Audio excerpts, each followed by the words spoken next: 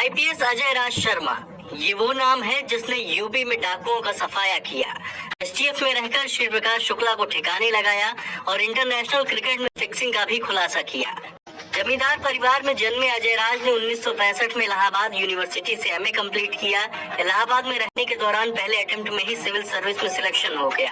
1966 में उत्तर प्रदेश कैडर मिला और यहीं से यूपी पुलिस में सर्विस शुरू हो गई। 70 के दशक में डाकुओं का आतंक ज्यादा था। अजय राज की आगरा में पहली पोस्टिंग बतौर अपर पुलिस अधीक्षक के तौर पर हुई। यहाँ उन्हें एक दिन पता चला कि 40 से 50 हथियारबंद डाकुओं ने एक स्कूल पर हमला कर बच्चों का अपहरण कर लिया है। डाकुओं ने एक पुलिस वाले की हत्या कर दी थी।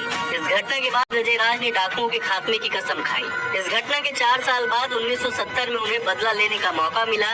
एसपी बनकर वो फिर से आगरा भेजे गए। उन्हें ऑपरेशन चंबल घाटी की जिम्मेदारी मिली। एक दिन धौलपुर के तोर गांव में उन्हें डाकुओं के आने की खबर मिली, जिसके बाद उन्होंने धौलपुर एडिशनल एसपी को सूचना दी और मौके पर पहुंच गए। यहाँ करीब 22 घंटे तक डाकुओं के साथ मुठभेड़ हुई, जिसमें 13 डाकू मारे गए और अजय राज ने पुलिस वाले की हत्या का बदला लिया। इसी तरह श्री प्रकाश शुक्ला के खात्मे के लिए उन्हें जिम्मेदारी दी गई। एसटीएफ का गठन किया गया, जिसके चलते 1998 में श्री प्रकाश एसटीएफ की गोली से ढेर हुआ। अजय राज जब दिल्ली के पुलिस कमिश्नर बनाए गए, उसी समय संसद भवन पर अटैक हुआ। अजय राज बताते हैं, उनके मौके पर पहुंचने के बाद आतंकियों के फोन एक्टिव किए गए, जिससे पता चला कि आतंकियों ने सिम इंडिया में खरीदे, लेकिन कॉल पाकिस्तान में की जा रही थी। इसी से पता चला कि पाकिस्तान ऑपरेटेड आतंकी हमला था। अजय राज ने इंटरनेशनल क्रिकेट मैच में फिक्सिंग का खुलासा किया था। उन्होंने बताया कि दिल्ली में वो एक बिजनेसमैन को मिलने वाली धमकी की कॉल की ट्रैकिंग कर रहे थे। एक दिन उसी नंबर पर साउथ अफ्रीकी कप्तान हैंसी क्रोनिये की आवाज सुनाई दी।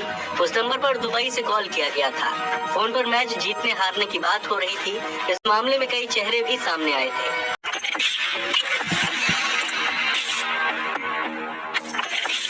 IPS Deepak Kumar, UP police force का वो नाम जिन्होंने नक्सलियों से पीएसी जवानों की हत्या का बदला लिया, पश्चिमी यूपी में पंचायत चुनाव की दबंगई को काबू किया, साथ ही 50 से ज्यादा एनकाउंटर किए। आईपीएस दीपक कुमार की कहानी। दीपक कुमार का जन्म बिहार के बेगूसराय में हुआ। गुरुकुल पद्धति से पढ़ाई करने के बाद दीपक पत्रकार बनना चाहते थे, लेकिन उनके दादाजी तैयार नहीं हुए। इस बीच उन्होंने अपने सीनियर से प्रेरित होकर सिविल सर्विस की तैयारी शुरू की। साल 2005 में आईपीएस में सिलेक्शन होने के बाद उन्हें पहली रेगुलर पोस्टिंग गाजियाबाद के मोदी नगर में एएसपी के तौर पर मिली। उस वक्त अपराधियों के हौसले बुलंद थे। ये वो दौर था जब मोदी नगर में बदमाश विक्की जाट का नाम खूब चर्चाओं में था।